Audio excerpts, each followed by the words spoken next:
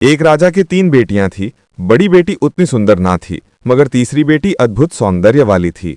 उसे जो भी देखता वह यही कहता कि यह बेटी तो अपूर्व सुंदरी है। उसका नाम वही पड़ गया। उस कन्या के माता पिता ने सोचा कि इस अपूर्व सुंदरी का पति कोई राजा या महाराजा होगा, लेकिन ऐसा ना हुआ। उस कन्या की बड़ी बहनों के साथ विवाह करने की इच्छा प्रकट करते कई राजकुमार आगे आए, लेकिन अपूर्व सुंदरी के साथ विवाह करने एक भी राजकुमार न आया। उसकी बड़ी बहनों की शादियां भी हो गई और वे ससुराल में जाकर रहने लगी, मगर फिर भी अपूर्व सुंदरी का कोई रिश्ता न आया। इस पर राजा को बड़ा दुख हुआ। उसने अपूर्व सुंदरी का भविष्य जानने के लिए ज्योतिषियों से पूछा। ज्योतिषियों ने कन्या की जन्म कुंडली देखकर बताया, महाराज, कोई भी अच्छा राजा इस कन्या के साथ शादी नहीं करेगा। इसकी जिंदगी जंगल और पहाड़ों में गुजरेगी। ये बहुत कठिनाइयां भोगेगी। दुष्ट व्यक्ति इसको कष्ट देंगे। ज्योतिषियों की बातें सुनने पर राजा और रानी को बहुत ज्यादा दुख हुआ। ज्योतिष पर उनका पक्का विश्वास था, इसलिए वे एक दिन अपूर्व सुंदरी को एक पहाड़ी में ले जाकर बोले, बेटी, तुम्हारा शादी जिस दुष्ट के साथ होगा उसकी पत्नी बनकर कष्ट झेलते अपनी जिंदगी काटो। अपनी बेटी को छोड़कर बातें बताकर अपने महल लौटे। उधर गंधर्व लोक में इसकी वजह से थोड़ी हलचल ही मच गई। अपूर्व सुंदरी नामक उपाधि वाली एक गंधर्व रानी थी। सारे देवता जाति के लोगों ने यह स्वीकार कर लिया था कि तीनों लोकों में उस गंधर्व रानी से बढ़कर कोई सुंदरी नहीं है। उसके नवमन्मथ नामक एक पुत्र था। सुंदरता में उसकी भांति युवक देवगणों में दूसरा कोई न था। गंधर्व रानी ने यह खबर सुनी कि मानव लोक में भी अपूर्व सुंदरी कहलाने वाली एक युवती है। उसके सौंदर्य का पता लगाने के लिए रानी ने अनेक गंधर्वों को भेजा। सबने अपूर्व सुंदरी को देख लौटने पर यही बताया, रानी जी, उस मानवी का सौंदर्य आपके सौंदर्य से किसी भी मात्रा में कम नहीं है। आपसे छोटी है, इसलिए इस पीढ़ी के लिए अपूर्व सुंदरी नामक उपाधि उसी के लिए हो सकती है। इस पर गंधर्व रानी को बड़ा गुस्सा आया।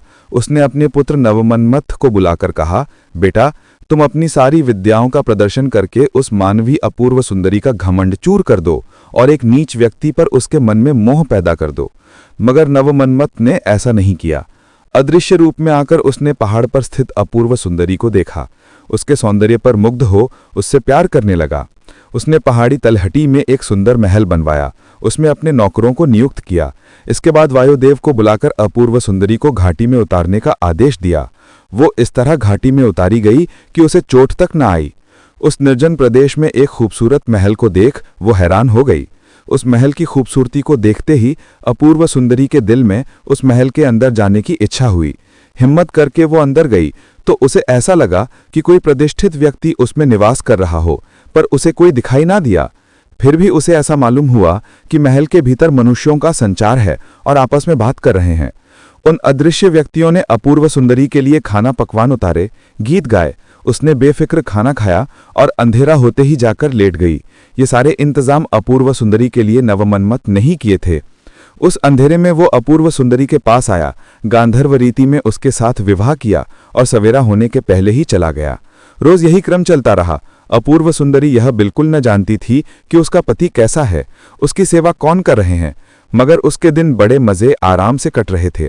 एक रात को नवमन्मथ ने अपूर्व सुंदरी से कहा, प्रिय, तुम्हारे सामने एक बड़ा खतरा आने वाला है। तुम्हारे वास्ते तुम्हारी बहनें पहाड़ पर आएंगी, तुम्हारा नाम ले लेकर रोएंगी। तुम उनकी ओर बिल्कुल देखना मत, इसी में तुम्हारी भलाई है। इस तरह सावधान किया। अपूर्व सुंदरी ने मान गई। सुबह होते उसका दुख उमड़ पड़ा। वो आज तक अकेली जिंदगी बिता रही है। इतने दिन बाद उसकी बहनें आने वाली है, उनका हाल पूछना चाहिए। जिंदगी भर क्या उसे इसी तरह कैदी की तरह दिन बिताने हैं? यही बातें सोचते उसने दिन भर नहाई तक नहीं किया, खाया भी नहीं।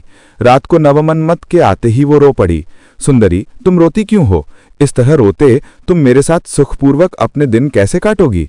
तुम अपनी इच्छा के अनुसार करो, लेकिन बाद को तुम पछताओगी और खुद अनुभव करोगी कि मेरा कहना बिल्कुल सच है। नवमन्मथ ने समझाया। इस पर अपूर्व सुंदरी ने अपने पति से यही अनुमति मांगी कि उनसे बातचीत करने का अवसर दे। ऐसा ही करो, चाहे तो तुम जी भरकर सोना चांदी और रत्न पुरस्कार में दे दो, मगर उनकी बातों पर ध्यान न दो। खासकर वे मेरे बारे में, मेरे अवतार के बारे में जानने की बात करेंगी। तुम उनकी बातों में आकर मुझसे सवाल करोगी तो मुझे खू दोगी। उस वक्त से तुमको बहुत कठिनाइयों का सामना करना पड़ेगा, नवमन्मथ ने कहा। ये बातें सुनने पर अपूर्व सुंदरी का दिल हल्का हो गया। नवमन्मथ सवेरा होते देख वह रोज की तरह चला गया। उसी दिन अपूर्व सुंदरी की बहनों ने उस पहाड़ के रास्ते का पता लगाया और वहां आ पहुंची। अपनी बहन को वहां न देख छाती पीटते रोने लगी। अरे बहन अपूर्व सुंदरी, तुम्हारा क्या हो गया? तुम कहाँ चली गई? अपनी बहनों के स्वर सुनते ही अपूर्व सुंदरी का दिल उमड़ पड़ा। वहां महल के बाहर दौड़ी गई और बोली, तुम रोती क्यों हो? मैं यहाँ सुखी हूं, मुझसे गले आ मिलो। यह शब्द कहकर उसने वायुदेव से विनती की कि उनकी बहनों को घाटी में उतारे। तुरंत वायुदेव ने अपूर्व सुंदरी की बहनों को अपूर्व सुंदरी के सामने ला उतारा। वो अपनी बहनों को महल के भीतर ले गई और उनको अपना सारा महल दिखाया। उसे देखते ही बड़ी बहनों के मन में अपूर्व सुंदरी के लिए नफरत पैदा हो गई। उन्होंने अपूर्व सुंदरी के पति के बारे में कई प्रश्न पूछे। उसने सुंदर पकवानों के साथ अपनी बहनों को खाना खिलाया। भोजन के बाद आराम करते हुए बड़ी बहनों ने पूछा, तुम्हारा पति कैसी आदतों वाला है? अपूर्व सुंदरी तो भोली थी। अरे तुम कैसी भोली हो? तुम यह भी नहीं जानती कि तुम्हारे पति कौन है? तुम्हारी जन्म कुंडली में यही लिखा है कि नीच इंसान तुम्हारा पति होगा। हो सकता है कि वो कोई राक्षस या सरपराज हो। वो इन सुख संपदाओं के द्वारा तुमको कुछ समय तक खुश रखेगा, फिर तुमको मार डालेगा। अरे तुम्हारी हालत न मालूम क्या होने वाली है। बड़ी बहनों की बातें सुनकर अपूर्व सुंदरी का कलेजा कांप उठा। उसने विश्वास कर लिया कि उसके मन में अपने पति के रूप को लेकर संदेह पैदा हो गया, क्योंकि उसने अपने पति का वास्तविक रूप आज तक नहीं देखा था। इसके अलावा वो अपनी बड़ी बहनों की निंदा करता आ रहा है। इसका कारण क्या होगा? यही होगा कि उसकी बहनें होने वाले खतरे की चेतावनी देंगी। बहनों ने कहा, तुम एक काम करो, तुम एक तलवार को पैनी बनाकर अपने पलंग के नीचे रख लो। तुम्हारे पति के सोते ही एक हाथ में दीपक लो और दूसरे हाथ में तलवार लेकर तुम्हारे पति की गर्दन पर जोर से वार कर दो। तुमने थोड़ी सी भी देरी कर दी तो बच ना सकोगी। अपूर्व सुंदरी ने वायुदेव की सहायता से उनको पहाड़ पर पहुंचा दिया। इसके बाद उसने एक पैनी तलवार लेकर अपने शयन कक्ष में छिपा दी। एक दिया में तेल व बत्ती डालकर चारपाई के नीचे रख दी। उस रात को जब उसका पति गहरी नींद सो रहा था, दिया जलाकर हाथ में तलवार ले अपने पति के पास पहुंची। दीपक की रोशनी में अपने पति के चेहरे को देख वो आश्चर्य में आ गई। वो न कोई राक्षस था और न सरपराज भी, बल्कि उसने ऐसे सुंदर इंसान को आज तक देखा न था। वो एकदम मुग्ध हो झुककर उसे चूमने को हुई। तभी उसके हाथ के दीपक का तेल उसके पति के गाल पर जा गिरा। झट नवमन्मथ उठ बैठा। अपनी पत्नी के हाथों में दीपक और तलवार को देख वो समझ गया कि उसने अपनी शर्तों का उल्लंघन किया है। इस पर उसने अपूर्व सुंदरी से कहा, अभागिन, तुम्हारे प्रेम में पड़कर मैंने अपनी माता की आज्ञा का भी उल्लंघन किया है। गंधर्व होकर भी एक मानवी को अपनी पत्नी बनाकर मैं अपराधी बन गया। इस तरह की घटना होने से रोकने के लिए ही मैंने बार बार तुमको चेतावनी दी, फिर भी तुम मेरा सर काटने के लिए तुल गए हो। तुमको मैं यही दंड दूंगा कि आइंदा मैं तुम्हारे पास नहीं आऊंगा। लेकिन तुम्हारी बहनों ने तुम्हारे दिल में जहर घोल दिया, उनको मैं क्षमा नहीं कर सकता।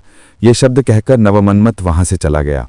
अपूर्व सुंदरी अपने पति के चरणों पर गिरकर रोई, लेकिन कोई फायदा न रहा।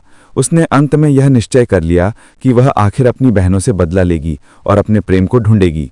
तब वो वहां से चल पड़ी। कुछ दिन बाद वो अपनी बड़ी बहन के घर पहुंची और बोली, दीदी, तुमने जो सलाह दी वैसा ही किया, मगर मेरा पति कोई राक्षस या सर्प नहीं, बल्कि एक गंधर्व जाति का युवराज है, नवमन्मथ है। मैंने उनकी आज्ञा का उल्लंघन किया, इसलिए मुझे घर से निकाल दिया। कहते हैं कि वे तुमसे विवाह करने वाले हैं। यह बात कहकर अपूर्व सुंदरी चली गई। तब बड़ी बहन अपने पति से कोई बहाना करके घर से चल गई। पहाड़ पर पहुंचकर बोली, हे नवमन्मथ, मैं तुम्हारे पास आई हूं। इन शब्दों के साथ वह घाटी में कूद पड़ी।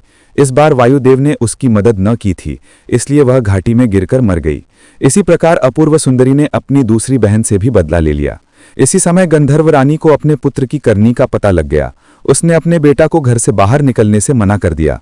कुछ दिन बाद अपूर्व सुंदरी गंधर्व लोक में गई और गंधर्व रानी के पास जा पहुंची। रानी के नौकर उसको पहचान गए और रानी के पास ले गए। गंधर्व रानी ने अपूर्व सुंदरी को डांटा और उसे नए प्रकार के कष्ट देने के लिए अपने नौकरों को आदेश दिया।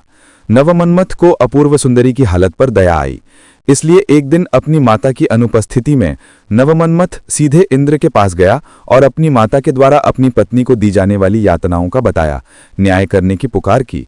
तुरंत इंद्र ने सभा बुलाई। उसमें गंधर्व रानी, नवमन्मथ तथा अपूर्व सुंदरी को बुलवाकर गंधर्व रानी से कैफियत तलब की। गंधर्व जाति का मेरा पुत्र मानवी को अपनी पत्नी कैसे बना सकता है? क्या मानव और देवताओं में कोई अंतर नहीं है? उन दोनों की जो संतान होगी वो किस जाति की मानी जाएगी? उनको किसी भी लोक में स्थान नहीं मिल सकता। गंधर्व रानी ने कहा, यह कोई बड़ी समस्या नहीं है। इंद्र ने अमृत मंगवाया और अपूर्व सुंदरी को पिलाया। इसके बाद इंद्र ने सभा के सम्मुख नवमन्मथ तथा अपूर्व सुंदरी का विवाह कराया। कहानी अच्छी लगी हो तो लाइक और सब्सक्राइब कर